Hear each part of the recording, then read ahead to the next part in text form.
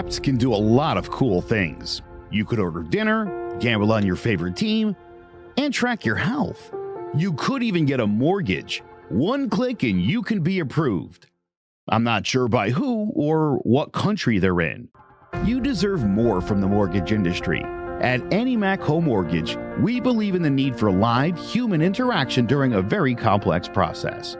The kind of service and guidance which an app simply can't provide. Our customers are more than credit scores and income documents. They're individuals and families who live in and strengthen our communities.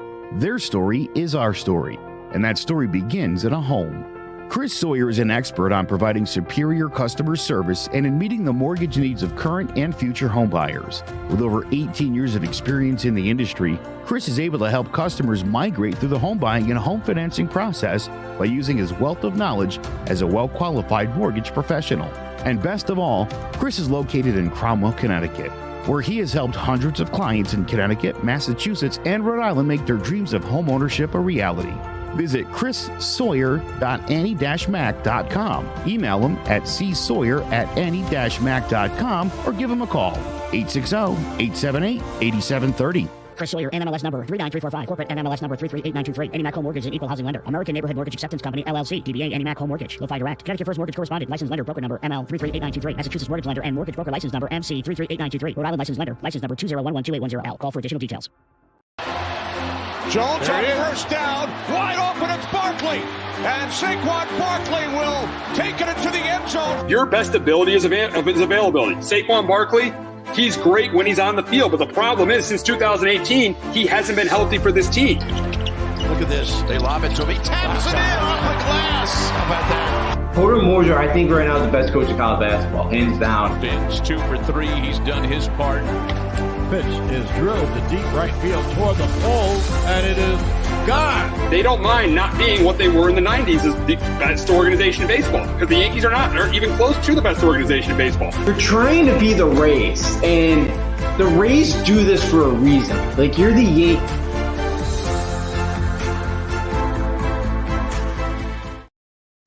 Welcome to Sports Talk with R&J. I am Steve Risser along with Justin D'Onofrio, and we got a big matchup on Thursday Night Football as the 4-3 Baltimore Ravens travel down to Tampa to face the 3-4 Tampa Bay Buccaneers, and it has been a rough stretch for the Bucs.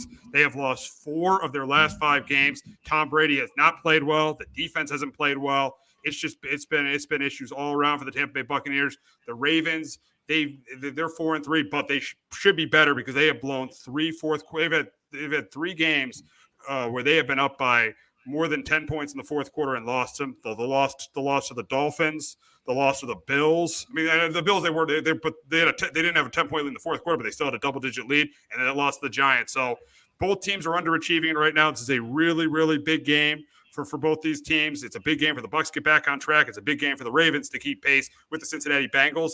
And I think this game is going to be a really, really close competitive game between these two teams. And I do think the Ravens are going to get out to an early lead. But in the second half of this game, I think Tom Brady's going to start getting hot. I think he's going to start getting hot in this game, get the ball to Mike Evans, get the ball to Chris Godwin. I think it's going to be close. It's come right down to the end. But I got the Bucs winning this one close and bouncing back and getting to 4-4. I got the Bucs winning this game 24-20, but Justin, can Lamar Jackson hand the Bucs their 3rd consecutive loss? I think they do. I think right now the Bucs defensively they played well, but I think for the Ravens, as you mentioned, they've blown a lot of a lot of leads this year, and they really could be 7-0 this year. So I think for the Ravens, I think they run the ball decent enough. I think Lamar makes enough plays through the air, and I think they scored just enough because right now the Bucs offense is kind of a mess. So yeah, I think Lamar plays well enough in this game, and I think the Ravens win this game 24-17 on a short week, and I'll take Harbaugh to win that matchup. Yeah, the Ravens definitely have the coaching advantage with John Harbaugh on a short week, but the problem is they got to travel down to Tampa on a short week. I think that definitely factors into me taking the Bucs, but this game could go either way. But this is a game I think it's a big game for both teams. If the Ravens, as I said, they got to keep pace with the Bengals, got to kind of secure their spot in the playoffs. And for the Bucs, they just got to get back on track. 3-4 right now, and they lost 2 games. I didn't think they would ever lose to Pittsburgh with Kenny Pickett. And then last week was an absolute disgrace. I know it's a division game on the road, but that was a disgrace losing to the Carolina Panthers. They're losing to a team they're losing to a team that's tanking. They lost to a team that is tanking right now. Yeah, they did. That was, again, only to score 3 points against them, against a defense that has played tough, but it's definitely a defense you should be able to score some points on. And yeah, it was a totally flat effort. They really couldn't run the football. I think they only got to Brady once, the Panthers did, but he was under a lot of pressure most of that game. It just seems like there's just the chemistry just off with them right now. And yeah, you mentioned it. You have to beat Pittsburgh. I know that's usually a tough place to play, but yeah, it's a Pittsburgh team that's got a lot of young players right now, not a ton of talent. And then, yeah, Panthers team just fired their coach, playing pretty spirited, but 11 point, they're 11-point favorites on the road. They still got to find a way to win that game, but like not even to score a touchdown against them. It's pretty embarrassing. Oh, it absolutely is. And absolutely is. And with the offense struggling, with the Bucs struggling, I think the big question is Tom Brady done? Is this it for Tom Brady? Obviously, he retired in February. Then he came back in March. Is this it for Tom Brady? I mean, he has not. I mean, he's not played terribly. I think there's other parts of the team that haven't been good. They haven't been able to run the ball. Their offensive line has been inconsistent. Their run defense that was supposed to be really good has not been as good this year. So there are other parts of the team that have struggled. But Brady is still under 500. It's still under 500. This is the first time Brady's a team that Tom Brady has been on has been under 500 since in 20 years, since the Patriots in 2002. So he is not playing his best football right now. And the big question is he done? Is it over for Tom Brady? And I still say absolutely not. I think with the division they're in, this still is. I still think he's a top 10 quarterback in this league. Now I don't think he's a top 5 quarterback anymore. I'm not afraid to say it. I don't think he's a top 5 quarterback anymore. I don't think he's obviously as good as Patrick Mahomes, Josh Allen, or Joe Burrow. I don't think he's as good as those guys. But I do still think he's a top 10 quarterback. I don't think he's done. I think he still has a chance to turn things around, but he's got to get it turned around. He's got to get it turned around quick. Even though he's in a bad division, even if they make the playoffs, if he doesn't start playing well, this team will go nowhere this year. Yeah, I'm with you. I don't think he's done yet. I'm surprised he hasn't called Gronk yet. See if he wants to come back and see if he can get him come back for a half season here to get another weapon. But yeah, the offensive line's just been banged up this year. The wide receivers, I know they're starting to come back slowly but surely. But they've been banged up there. Yeah, they haven't ran the ball great like they did last year. They did better last year. Ran the football better. Yeah, defense hasn't played as well as people thought. But yeah, being a bad division. Yeah, and it's not all Brady because I think, because Brady has played pretty well. Obviously the arm strength's not there anymore, and just they just kind of seem out of rhythm right now, or for the most part. But I still think, as you mentioned too, this division is not very good. So I think Tampa still can make a run at this thing. Again, Brady's always kind of like Thanksgiving is kind of that point of the season where you get it going, and that's still a month away. But yeah, they do have to play a little bit better. Very soon, because again the NFC is wide open, but they definitely have to start playing better. I think they will. I don't think he's done yet. I think he still has a little bit more football. Again, look what he did last year. There's just with Brady, I don't think he fell off that far of a cliff. He's not as good, but he's still right there, and he can still lead the team to the Super Bowl.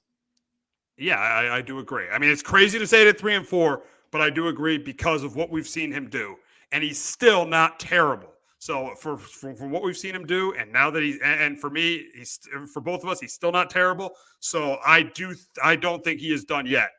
But here's the interesting thing: his team is 3-4, and another legendary quarterback's team is 3-4, and Aaron Rodgers. And the big question is which team has a better chance of getting things turned around? And I think that question's pretty obvious that it is the Bucs, and I think it's obviously the Bucs because of the division they play in. I mean, they're 2-1 in this division. Do you really think the Saints are making a run? Do you really think the Falcons are making a run? And we know the Panthers aren't making a run. So because of the division he's in, it's definitely the Buccaneers definitely have a better chance of turning things around. If you look at the Packers, if you look at their next couple games after they play the Bills, they got the cow. They do have the Lions on the road, which isn't going to be easy for the way the Packers are playing. They got the Packers, they got the Cowboys at home, they got the Titans at home, and then the Eagles. They could be. They very easily could be 4-7. 4-7 going into December. I would not be surprised this Packers team is 4-7 going into December the way they're playing. And then you see Aaron Rodgers, throwing his teammates under the bus on the Pat McAfee show. You cannot have that happen. You just can't have it happen. mean, Aaron Rodgers is one of the most talented quarterbacks I've ever seen. But the difference between him and Tom Brady is much better at making guys around him better. Aaron Rodgers does not do a great job of that. I think Aaron Rodgers, because of his play, yes, he makes some guys better than they are because of his play, but his leadership skills, Tom Brady is a much better leader than Aaron Rodgers. And that's the reason why Tom Brady's got 7 championships and Aaron Rodgers has 1 Super Bowl appearance. 1. For a guy that talented, he has 1 Super Bowl appearance, and you're seeing why. This year is showing you why he only has 1 Super Bowl appearance. Yeah, I think if you made that point, I think that's a perfect point because, yeah, Rodgers just he hasn't, outside of really Adams. I know they've had some decent wide receiver. Randall Cobb's had some good years, the first time around, Jordy Nelson. But, yeah, Brady, that last year at the Patriots, that team had no weapons, outside of, Julie Edelman, but Edelman was, at the end of his line there. But, yeah, Brady could make guys around him better. He can make, and again, you kind of seen it with the Bucs as well, when they've had to kind of go at time, maybe not as much this year, but the first couple of years, Scotty Miller making some big plays, and that's been the problem with Rodgers, that he just hasn't. So I'm with you. I think the Bucs do have a much better shot of turning the thing around. Yeah, the Packers right now, I do think they're in a lot of trouble. You go to Buffalo this week. Again, I know they got out of the Patriot game, but again, they very well could have lost that game to third-string quarterback. Again, you lost to Tanner Heineke last week after you blew it. So, yeah, I think Matt LaFleur's, gonna have to play for his job, and I think right now the Packers are in trouble because their offense right now is just sputtering. It just doesn't seem. And I thought a couple weeks ago it was starting to get a little bit better, but it just doesn't look like it. Absolutely not. And I'm kind of standing correct here. They're going to be 4. They could very easily be 4-8 because they lose this week to the Bills. That would be 3-5. Or I think we'll assume they beat the Lions on the road, and then the next 3 games they very easily could lose to the Cowboys, Titans, and Eagles. So they go into December. I could very, very easily see this team being 4-8. Yeah, it wouldn't shock me either. The way Cowboys are playing again, Lions. Yeah, and I know you mentioned Lions could be a tough one on the road because they do score a lot of points. And then, yeah, the Eagles right now are playing really well. Titans on a short week. I know they're kind of banged up, but a short week, that could be another difficult one. So, yeah, it really would not be surprising. This team could be sitting there, 4-8 in December, headed to Chicago, which, they look like they're getting a little bit better too. So it's not going to be as easy as it was the first time around, especially now that will be at, in Chicago. Yeah. The Packers are in big, big trouble, and it does not get easier for them this week as they travel to Buffalo to face the Bills, and I think this game's a blowout. I think Josh Allen has a big day. I think he throws 3 or 4 touchdown passes. I think he has a big day on the ground, too. I think the defense forces Rodgers to turn the ball over. I don't think this game is close at all. I got the Bills winning this one big. I got the Bills beating the Packers.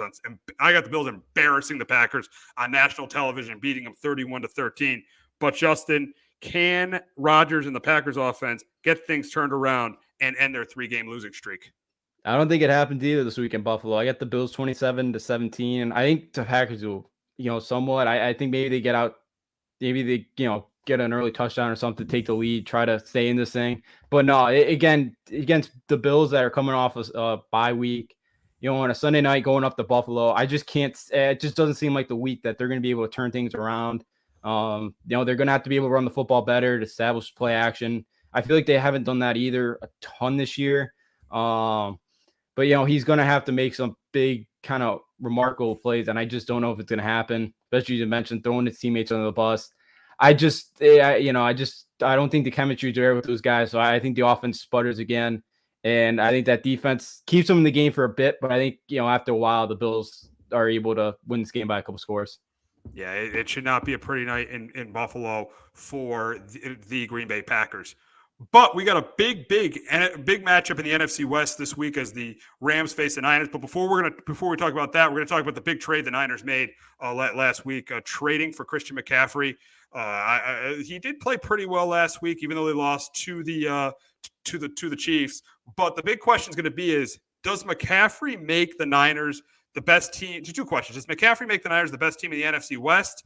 And does he make them the second best team in the NFC? And I'm going to go yes and yes. And I know I know they're 3-4, and I'm crazy. And I know my team is 6-1. It's crazy for me to say yes, but I think this team. I think in this NFC, this isn't a great NFC. I know they got crushed last week, but that's one of the best teams in football, one of the best quarterbacks in football. I think with McCaffrey, this running game is going to turn into being a great running game. I think that's going to help Jimmy Garoppolo. And this defense, I know they had a rough week last week, but look at who they played last week, Patrick Mahomes. He's the best quarterback in football. So I actually think they are the best team in the NFC West, and I think they are the second best team in the NFC. Justin, do you agree? Yeah, I do agree with you. McCaffrey, that running game with Shanahan, Deebo Samuel, the weapons they have in Jimmy G, I think, can play well enough to kind of get them and lead them. So I think right now they are. And then I think too, I think the Rams won this year on the season. Stafford not 100%. You really haven't seen, I feel like after kind of Super Bowl, they're kind of just this year that's kind of like, all right, we got it. It just hasn't been the same type of team. And, Seattle, I know, has been off to a fast start, or, better than a lot of people thought. And then, I think right now they are the second best team as well in the NFC, because, Dallas is right there. Obviously, the Eagles undefeated, but I haven't seen Dallas win in the playoffs. I've seen Jimmy G get to a Super Bowl. I think with McCaffrey, as they get guys back towards the end of the year as well, that defense is even better. And last week, again, Patrick Mahomes does that to a lot of teams. So I doesn't really worry me too much. So, I think the Niners with that defense, especially the division, really hasn't been to what a lot of people thought it was. So it hasn't been that gauntlet that a lot of people thought it would be this year. So I think the Niners can, even at 3 or 4, as they get healthy, I think the Niners are going to be the second best team in that conference. And the Niners got a big game against the Rams, and I think in this game, I think the Niners do have success on the ground with McCaffrey and with Jeff Wilson. I think they run for over 100 yards. I think Garoppolo throws a touchdown pass, and I do think their defense forces Stafford to turn the ball over a couple times. And I think the Niners continue to own the Rams in the regular season, and I got them winning on Sunday afternoon. I got them winning 23-17 over the Rams. But Justin, can the Rams get revenge for what happened in Week 4? I don't think they will this week. I got the Niners 24-20. Stafford, the first time, I think he got sacked 7 times. He didn't have much time to throw the football at all. I think it's going to be somewhat of the same thing. The Rams just haven't been able to run the football. They've been kind of mostly one-dimensional. Maybe coming off a bye that helps them get that running game going. Maybe they kind of figured something out. But, I think that defense, they play well enough. I think Jimmy G makes enough plays in this game, and McCaffrey runs the ball well enough. And I think the Niners find a way to beat the Rams yet again. We got a big matchup in the AFC East as the 3-4 Pats head down to MetLife Stadium to face the 5-2 and surprising New York Jets. And the problem for me with the Patriots is they don't know who their quarterback is. They have no idea who their quarterback is, and I think that's going to be a factor in this game because I think this is another game that Zach Wilson doesn't have to do a lot. He can manage and win the game. Yes, the Jets had a huge loss losing Breece Hall for the season with a torn ACL, but give Joe Douglas credit. He trades for James Robinson, and I think they run the ball well against the Patriots. I think they have him and Michael Carter run the ball well. I think Zach Wilson throws a touchdown pass, and I do think that the Patriots defense, the Jets defense, will force a turnover. I don't care who plays quarterback. I think they're going to force a turnover, and I think they're going to win a close competitive game. I got the Jets beating the Patriots for the first time since December of 2015. As we all remember that game, the Eric Deckard game-winning touchdown, Fitzpatrick to Deckard. I got the Jets beating the Patriots 20-13. But Justin, can the Pats bounce back this week and beat the Jets for the 13th straight time? I think they do. I get them at Pats 24-20. I think that defense is going to play better this week. Judon's been good. Hopefully Phillips comes back this week because, he was a big loss there, I feel like, when he exited the game. And I think for the Jets, again, I'm not trying to take anything away from it. It's been a great 5-2 start, but you kind of look at some of the quarterbacks they played. Like, they got Trubisky, then pick in the Steeler game. They faced a third-string quarterback in Scott Thompson against the Dolphins. And if you look at the stats, that game was a lot closer than it looked. Obviously, they did go on the road and beat Aaron Rodgers and the Packers. And then last week, Brett Rippon. So I feel like this week, I think it's going to be Mac Jones at the quarterback spot. Zach Wilson hasn't done a lot.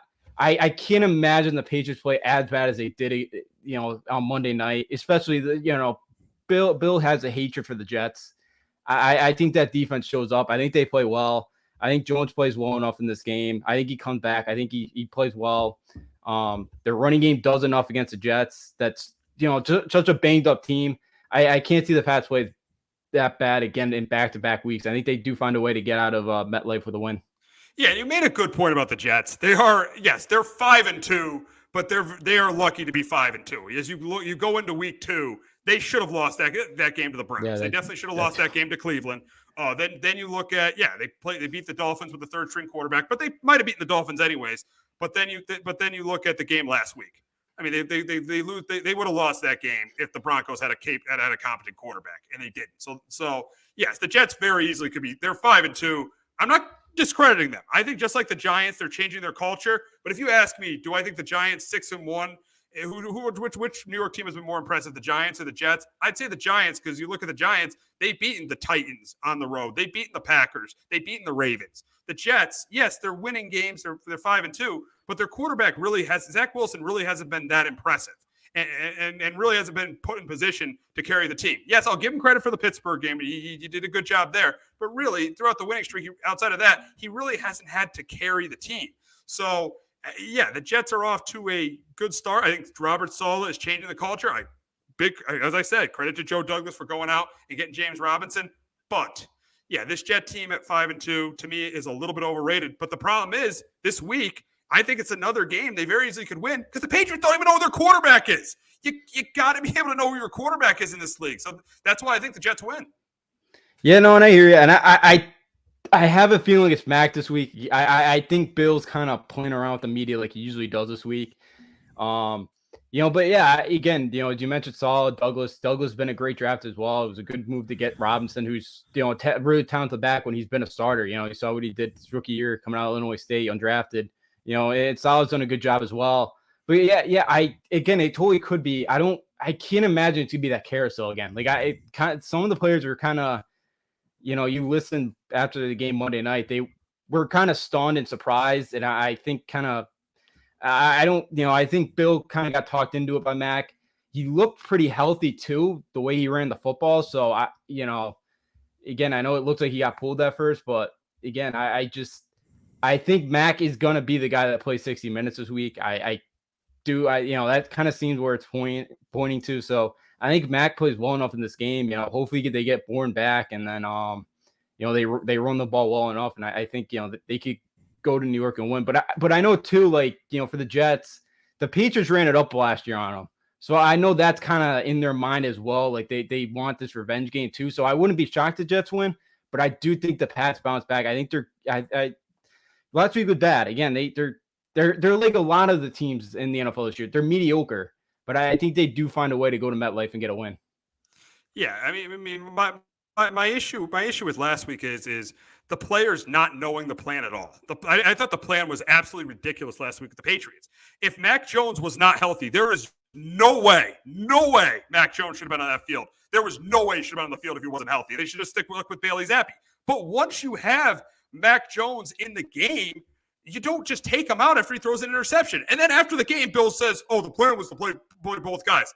No, you're lying to the media. You took Mac out of the game because he threw the interception, and the fans were chanting for Zappi. And this is what we never saw with the Patriots, reacting to fans, reacting to the outside noise. The big thing with the Patriots for years was ignore the noise. You see with Tom Brady leaving, they're not ignoring the noise. They're going in and listening to the fans to play Bailey Zappi. And yeah, Zappi gave them a spark, but in the second half, from behind, he looked like a 6th, 7th round pick. He looked like the guy we thought he was going to be. So, yeah, this leads me to my question. Who do I think the Pat starter should be? If Mac Jones is healthy, I think he should start. But if he's not, I think Bailey Zappi should start. So, because you don't want to not put a quarterback, you don't want to put a quarterback in the field that's not healthy. But if he's healthy, I do think Mac Jones is the starter. But the problem with starting Mac Jones last week and taking him out, pulling him on national television, you've messed with his confidence. You've clearly messed with Mac Jones' confidence. Mac Jones wasn't great, but he did help you get to the playoffs last year. Now I feel like with the Patriots starting him last week and then pulling him in the second quarter, I think that hurts his confidence. And I think this move could be the move that crushes this Patriots season. It definitely could. I'm still behind he wasn't 100% healthy, even though he did look like it. Even he looked pretty good out there.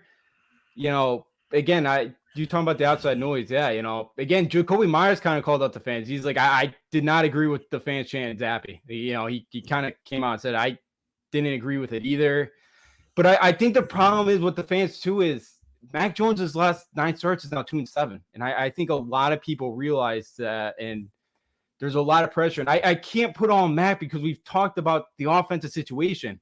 It's tough to help him build when you got the two guys around him. I know they've been calling the offense a little bit better the last couple of weeks, but again, they've been ahead and it's been pretty easy to call the plays. So, I didn't like the way they went about it Monday night because, yes, after he threw the pick, it really seemed like, okay, Mac, you're done without kind of, because again, I thought, all right, like we're really going to Zappy now. And Zappy looked like a totally different quarterback when he didn't play with the lead. I know he came in, they were behind, but yeah, second half, they didn't play well. So do you go with Mac?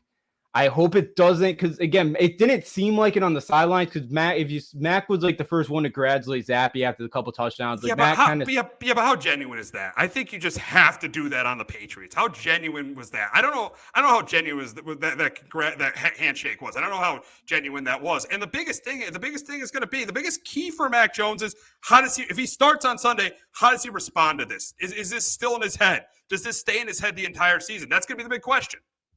Yeah, it definitely is. I don't think it will. I'm like a guy that's played for Nick Saban that had a lot of talent behind him at Bama. Obviously he had a ton of great wide receivers there. I think he plays week. Again, I worry more too with the fans now. It'll be interesting with the fans too if they're really still with Bailey Zappi, or after that second half performance, it's kind of back. All right, Mac is our guy and Mac's our franchise guy for the near future.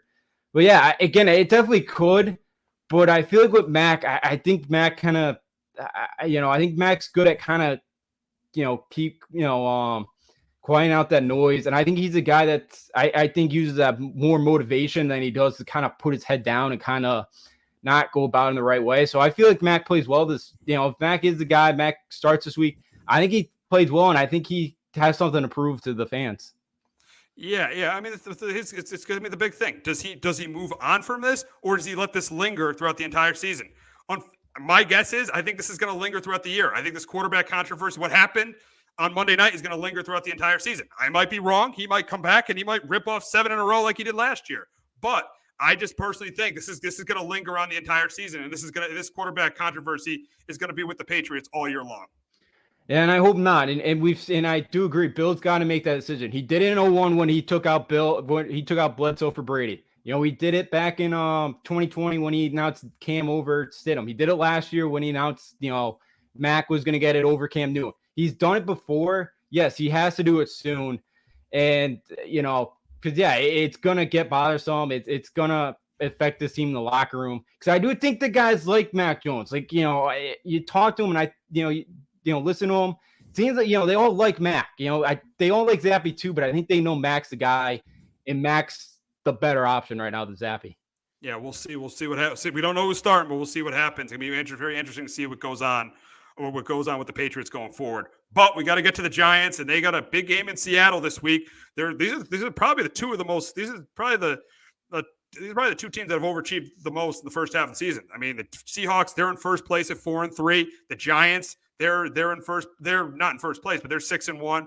And I think this is going to be a really, really good game. I think Saquon, because the Seahawks do have trouble against the run. I think Saquon's going to have a big game on the ground. I think it goes for over 100 yards. I do think Daniel Jones throws a couple touchdown passes. And I think the big difference for Seattle's offense this week is I don't think DK Metcalf is going to play. And that is going to be a difference because I don't think the other players are going to have as good a game. I don't think Kenneth Walker's going to have the game he had last week. I don't think Tyler Lockett's going to have a greto game either. I do think Geno Smith will play well, but I think he'll make a mistake. And I do think it's going to come right down to the end where this Giants defense has got to make a stop, and they make that stop. And I got the Giants going to 7-1. I'm picking them the next 4 weeks.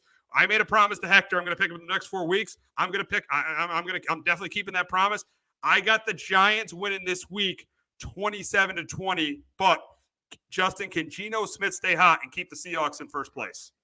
I think they do. I got the Seahawks 27-23. A big part of that, I know we've talked about the schedule too for the Giants this month. I think with all this travel, I think now going out west, I think, maybe it has a little bit of effect on them, a little bit of fatigue. So I think Geno plays well. Again, the Giants have played really, really well this year. They've made the stops late in that game. And I think, both teams be able to run the ball. I think Kenneth Walker does enough on the ground. I think Lockett could play pretty well. Again, the Giants secondary's played really well, but, they really stepped up to play well, but I could see maybe Lockett having a big game today on on Sunday. That's a tough place to play. The Seahawks have, Pete Carroll's done an unbelievable job. Geno Smith, the Seahawks look like geniuses right now getting rid of Russell Wilson. They done a really good job. I think Geno plays well enough, goes up against his former team. And I think part of my decision too is, again, the Giants have been great, but they're just, if they don't lose this game, they're going to be like 9-1 going to the bye. I just kind of think that that's not going to entirely happen. Like, I think they get one more loss before the bye, and I think this is the week that happens. Yeah, out of the next 3 games, I definitely think this is the game that they could lose. I definitely think this is the game they could lose. But first, my promise to Hector, I have to honor my agreement. So I got to pick the Giants the next 3 weeks. I said after the Baltimore game I would pick the Giants the next 4 weeks. So I got to honor my agreement. But I think that this definitely is a game, a tough place to play. I wouldn't be shocked if they lose it, but I just feel like with the way things are going right now, and with DK Metcalf probably being out, I think they pull out another close one. This is a special team. Something is special about this team. They just know how to win these close games. That's what we said about the Yankees too back in June. I know. And then it fell apart. I got to watch it. But it should be a really competitive game. I wouldn't be shocked if the Seahawks win, but I just got confidence in my team to pull it out. No, and you should. It's been a much different team. You've seen in New York again. Again, when's the last time in late October the Yankee season is over and we're still talking Giants Jets because they're so relevant? Like, the Jets and Giants season has gone on longer than usually the Yankees do, because usually by now they're both teams are irrelevant. So yeah, you should be excited for them. Again, I totally see him win this game, but yeah, the Seahawks too. Just again, everybody kind of counted them out that they're going to finish dead last in the division, and they played well, and Pete's done a remarkable job with this roster. It sure has. It's like the opposite of what happened with the Patriots and the Bucs. What's happened with the Seahawks and the Broncos? It's like the opposite of what happened with the Patriots and Bucs in 2020. Like, when Brady left, the Patriots got 5 games worse, and the Bucs got 5 games better, and then won the Super Bowl. It seems like the opposite has happened. Wilson leaves, and the Broncos are even worse, and the Seahawks get better. Yeah, no, it has.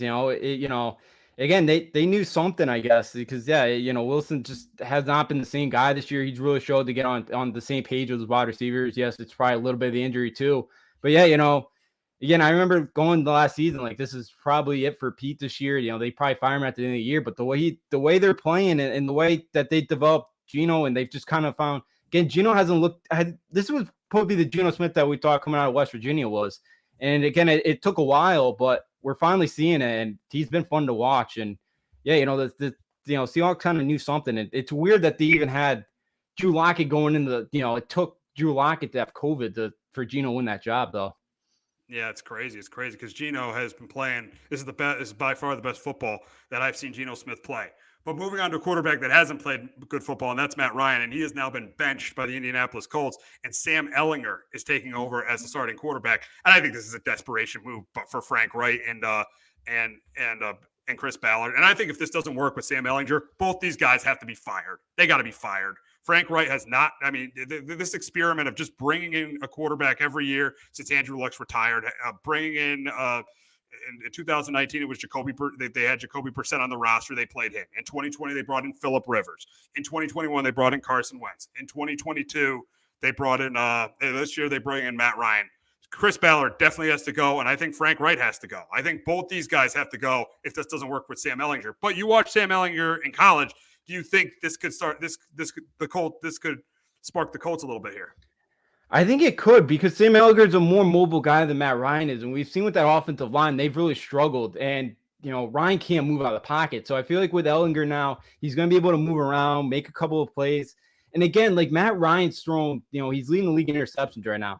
Even if Ehlinger does that, it's okay, because you haven't really got what he thought out of Ryan. So again, at Texas, kind of was the guy that a lot of people kind of thought that maybe was going to take the Texas the next step. Obviously, we all know the saying after they won the Sugar Bowl that year. But he threw for a lot of yards at Texas. He threw for I think over 8,000 yards at Texas. Like, he's a very mobile guy. I think he ran for over 600 yards a senior year. Like, he can run. And I think that gives him a different element with that running game as well with Jonathan Taylor. I mean, you could do some option stuff coming in with him. So, yes, it's not a bad opportunity here to try him, but it's weird because Frank Wright said Sunday after the game that that Matt Ryan was their guy. Not even 24 hours later, it's now Sam Ehlinger. So a little weird, and probably something came from upstairs that probably told him to go with Ehlinger. But yeah, I think right now with this Colts team in the position they are, doesn't hurt to take a shot with Sam Ehlinger and see what you got. And the Commanders and Colts play on Sunday in Indianapolis. And I think this is a game where I think the Commanders pull the upset. I think they get the running. I think they've ran the ball well the last 2 weeks since they got Brian Robinson back. I think Robinson and Gibson do a good job on the ground. And I think the pressure on Ehlinger forces a turnover there. I think it's a close competitive game, but I got Taylor Heineke winning another game. And I got the Commanders beating the Colts 20-17. But Justin, can Sam Ehlinger get a win in his first NFL start? I think they do. I got the Colts 21-16. I feel like, in this spot too, like that Colts defense steps up, plays really well. With it, going up again, as they, Sam Ehlinger, Colts defense steps up with Sam Ehlinger starting, and they play really well in this game. I think Washington got lucky last week. There was a couple of dropped interceptions that the Packers kind of had in their hands there, in that game, and could have changed that thing around.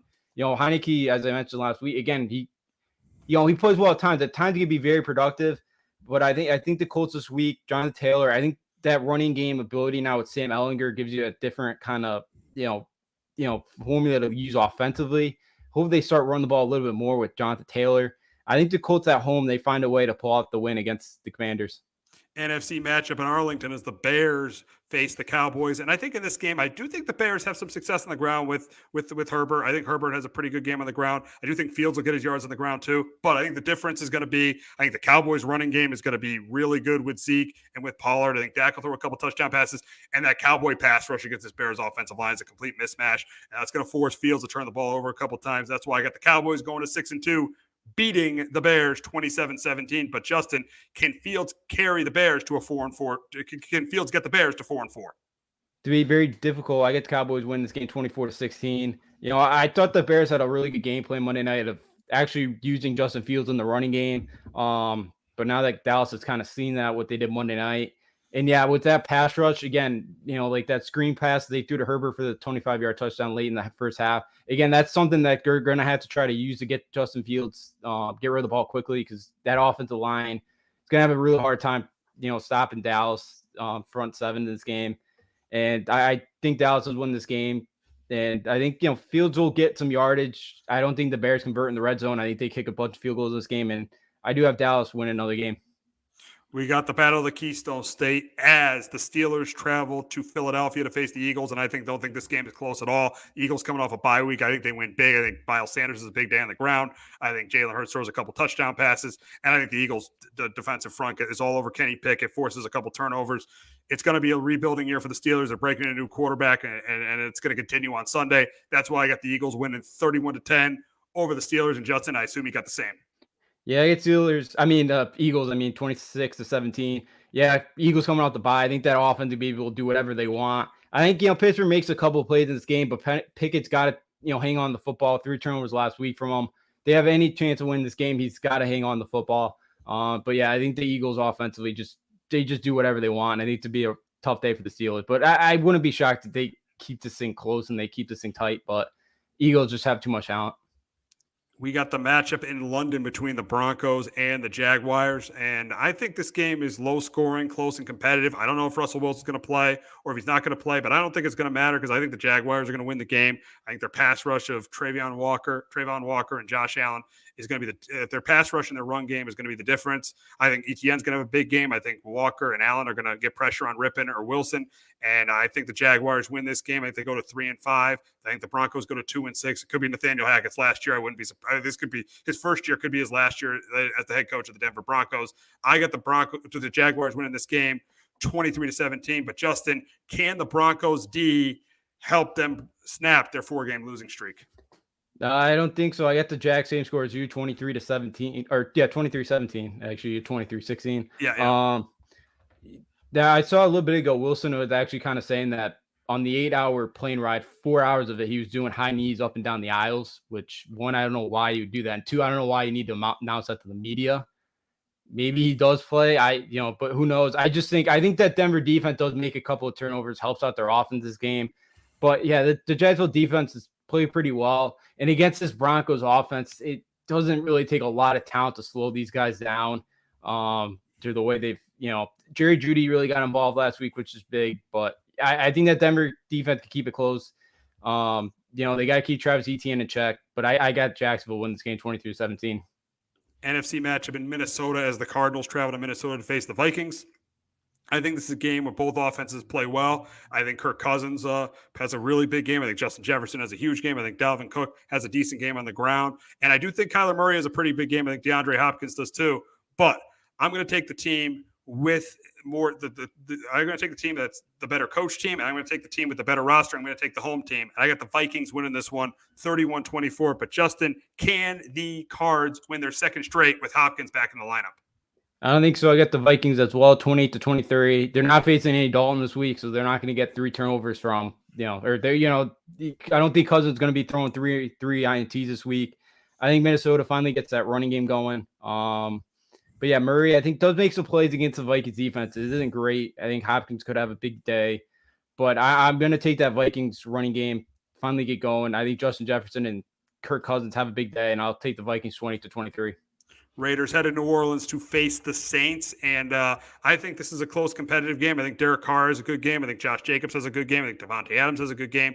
And for the Saints, I do think Alvin Kamara and Olave helped them keep it close, but I don't know who the Saints quarterback is going to be. And if I don't know who the quarterback is going to be going into the game, it's very hard for me to pick that team to win. I think the Saints do what they've done all year, lose another close game. I got the Raiders beating the Saints 27-23. But Justin, can Kamara help the Saints snap their 2-game losing streak? You definitely could. I get the Raiders though 20-24. The Raiders have been good against stopping the run, but it's who plays for the Saints at quarterback, and can either one of them protect the football? They've had 16 turnovers through 7 games already. 9 of them have been interceptions. They just haven't been able to hang on the football. I think the Raiders kind of take advantage of that, but Kamara's going to have a big day on the ground to get Chris Olave and some of that passing in to open up in this game. Again, the Raiders know how to lose close games as well. It's kind of going to be it's going to be whoever has the ball last is going to win this football game. I'm going to take the Raiders that they do have the ball last, but I do expect Kamara to be able in that offense to be able to move the football, but just not enough to beat the Raiders. Dolphins head to Detroit to face the Lions, and I do think the Dolphins get the running game going with Raheem Mostert. I think Tua throws a couple touchdown passes, and I do think Jamal Williams and Jared Goff have pretty good games. But at the end, I think the Dolphins, just like they did last week, make the stop they need to make to get them to 5-3, and that's why I got the Dolphins beating the Lions 28-20. But can the Lions offense get out of their slump and help them snap their 4-game losing streak? I don't think so. I get the Dolphins win this game 27-20. I do think, Goff's going to be able to move the ball in this game, with the running game with Williams. And if Swift comes back, they'll be able to make some, completions. Again, because Detroit's got to hang on the football. But I just don't think it's going to be enough. I think Tua in that aerial attack's going to come back this week and play pretty well, do the ball over them. And I don't think they're going to be able to keep up that offense. And because it hasn't been as good as it was kind of before the past game. It's starting to kind of struggle a little bit. Teams are kind of starting to figure them out. Again, not having Swift definitely a part of that, but I don't think Goff in that offense to keep up to that or Sunday. NFC South matchup in Atlanta as the Panthers take on the Falcons. And I think the Falcons win this game. I think they win it by 2 scores. I'm taking Arthur Smith over Steve Wilkes any day of the week. I think the Falcons run the ball well, and I think they force a couple turnovers from P.J. Walker. And I think the Falcons win this one 27-14. And Justin, you got the same? I got the Falcons win this game 21-17. So, Brian Burns kind of said that, he hasn't been in a locker room like that after a win, just the emotion factor of it sounded like. So, again, I think Carolina's going to play hard. I don't think they have enough to win this game, but I think they keep it close, and Falcons have been able to really throw the football great. I think Panthers keep it interesting, but I don't think they do enough to win this game. We got an AFC South matchup in Houston as the Titans travel to Houston to face the Texans. And Ryan Tannehill is banged up, so I do think this game is going to be close. But I do think the Titans are going to figure out a way to win it because I think their defense forces a couple turnovers from Davis Mills. And I think Derrick Henry gets enough yards on the ground. That's why I got the Titans winning a squeaker 19-17. But can Davis Mills lead the Texans to a win in the division? I do. I think the Texans win this game 2017. I don't know, as you mentioned, I don't know who's playing quarterback. I think, Willis, they're going to be really one-dimensional. I think Davis Mills makes enough plays. I think he gets the ball to to Cooks and Collins. I think, Pierce has a good enough game on the ground. They do enough. I think, they force a couple turnovers. Texans do. And I think it helps short field for the Texans. They played hard for the first half against the Rays, and they just kind of the talent on the field. Tennessee's won a lot of close games, but again, Mike Vrabel is a really good coach. But I'll take Houston at home, figure out a way to beat the Titans. We got a AFC North matchup on Monday Night Football as the Bengals travel to Cleveland to face the Browns. And I think that the Bengals right now are the third best team in the AFC, and that's just because of the way Joe Burrow's been playing. Joe Burrow is red hot. Jamar Chase is red hot. And I think that continues Monday night. I think they both have big games against the Browns defense that's really struggled. Jacoby Brissett will make some plays, but the problem is the Browns are going to get too far behind where Nick Chubb is going to be a factor late in the game. That's why I got the Bengals going to 5-3, beating the Browns 31-20. But Justin, can Chubb carry the Browns to their 9th straight win over the Bengals? Yeah, I don't see it happen Monday night. I got the Bengals 31-20. As you mentioned, Cincinnati seems like they found out their rhythm, and I think in this game, Cleveland's not gonna be able to keep up. They're gonna, Nick Chubb's not gonna be able to get as many carries as the Browns want to give him this game. Again, Brissett's gonna have to make some plays, especially to Amari Cooper. He's been playing pretty well the last couple of weeks, getting him involved. That's they're the only champ, but I see Brissett throwing a couple of interceptions in this game. The Browns aren't built to come back from behind, and I think that's going to be a problem this game, and I don't think they're going to keep up with Cincinnati. No, I don't think so either. So we got a big game in Happy Valley, but before we talk about that, we are going to hear from our friends at JPEG Financial. Do you have a 401k and some savings for future retirement, but don't even know if it's enough to live off of? How much is enough? How often are you thinking about it? The team at JPEX Financial Group can help set your mind at ease. We specialize in creating strategies in the planning and managing of your financial, educational, and investment needs. We help clients pursue their investment goals with sound financial strategies. You deserve a personal, tailored plan. Lasting, meaningful, and open relationships are the foundation of our practice.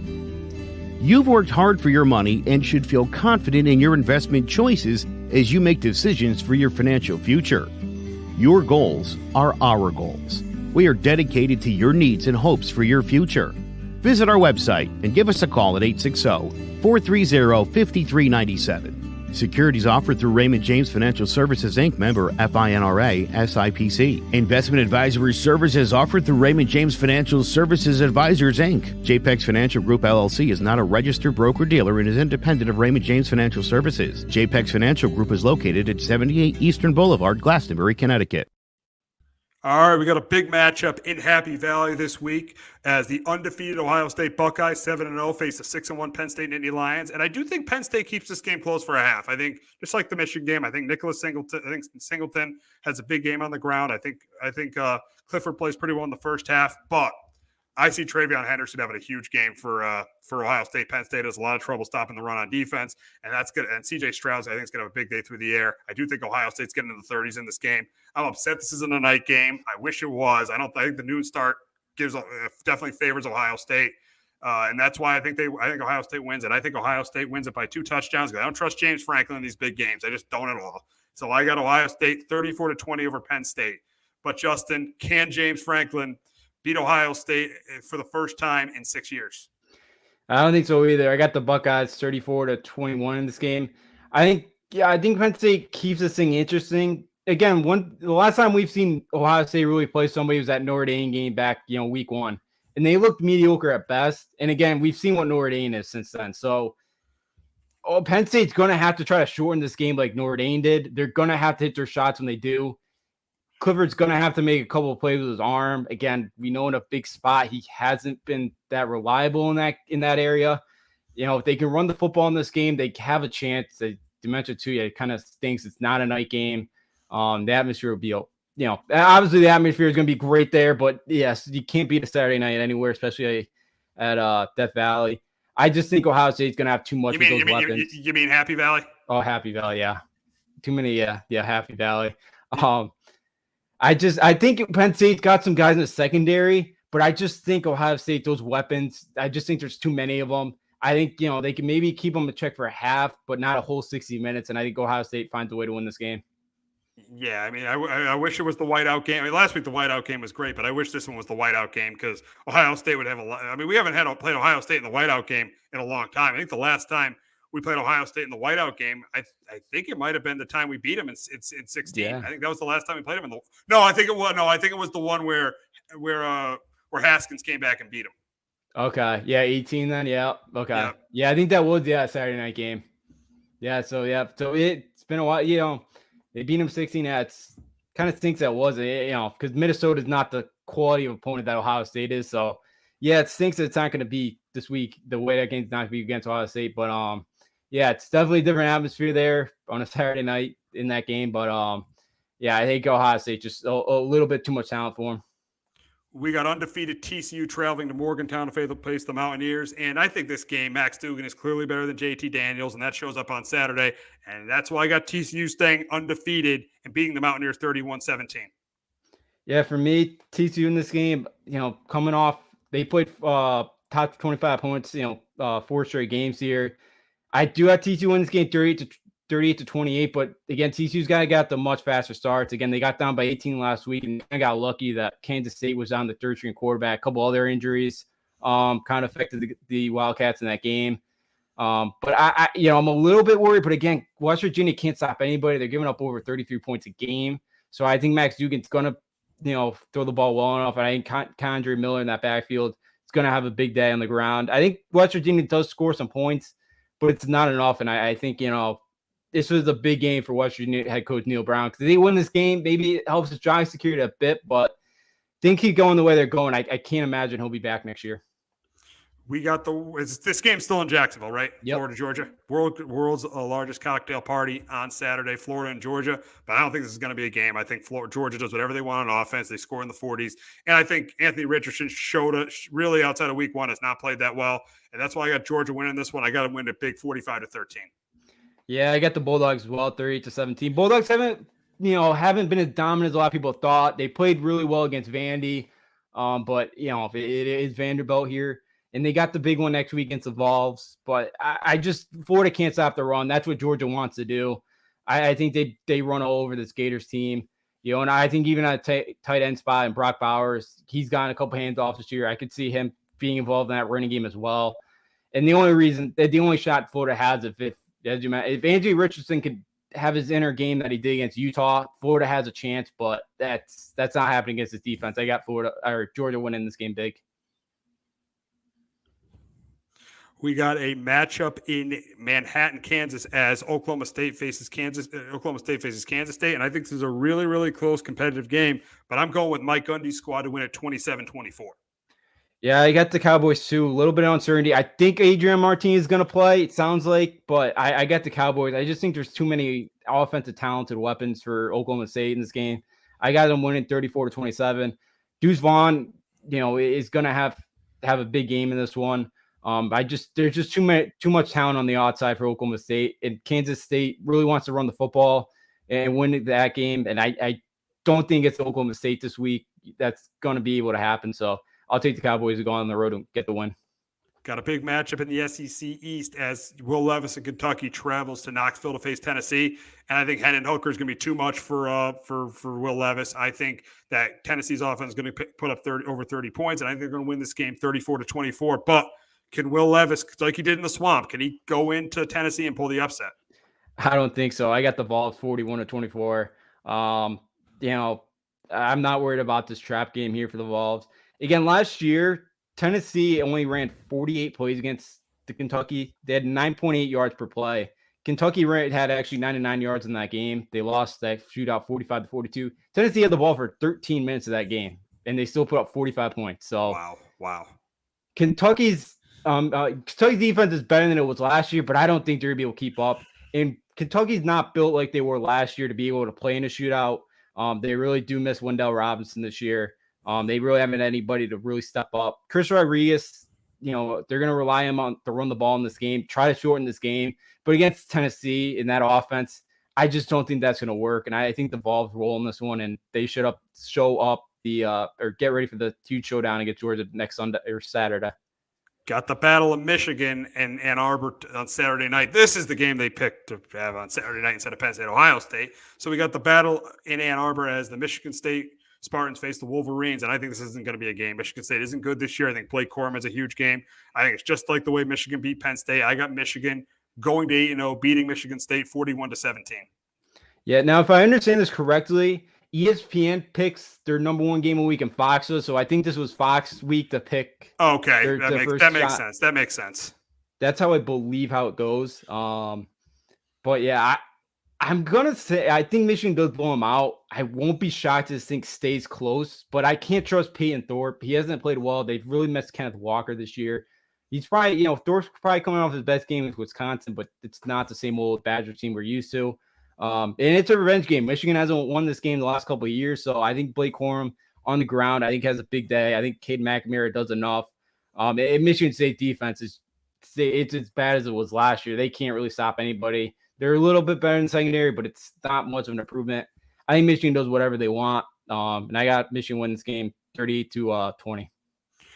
We got an SEC matchup in College Station as Ole Miss travels to Texas A&M, and I think Ole Miss proved what they were last week, that they were overrated, getting blown out by LSU. And I think they lose again on the road this week. I think they lose a close one to Texas A&M, 23-20. I don't think Jackson Dart is that good, and that's gonna show up against this A&M defense. But do you think Ole Miss can make that Alabama game matter on the 12th? I'm with you. I get the A&M. I did not like what I saw at Ole Miss. They're a one-dimensional football team. And A&M hasn't lost. They're on a 4-game losing streak here. They haven't lost 5 in a row since 2005. In this A&M's first game since the Miami one, back on September 17th, I think A&M, I don't think, Max Johnson's going to play. It's going to be Haynes King, it sounds like, but I think they do enough. I think A&M keeps this thing, interesting. I got A&M 27-21. I think A&M's defense plays really well. Things aren't great right now for Jimbo. He's got to win this one. For the last 5 games that are home here, this would be a nice kind of start to end of the year. I got the Aggies 27-21. All righty, that's going to wrap it up for this episode of Sports Talk with R&J. But you're going to get more of us today in about 5 minutes, as we're going to be talking about the World Series in our next episode. So make sure you check out that in 5 minutes. Jones on first down, wide open, it's Barkley. And Saquon Barkley will take it into the end zone. Your best ability is his availability. Saquon Barkley, he's great when he's on the field, but the problem is since 2018, he hasn't been healthy for this team. Look at this. They lob it to him. He taps it in off the glass. How about that? Porter Moser, I think right now is the best coach of college basketball, hands down. Fins 2 for 3. He's done his part. Pitch is drilled to deep right field toward the pole, and it is gone. They don't mind not being what they were in the 90s as the best organization in baseball, because the Yankees aren't even close to the best organization in baseball. You're trying to be the Rays, and the Rays do this for a reason. Like, you're the Yankees.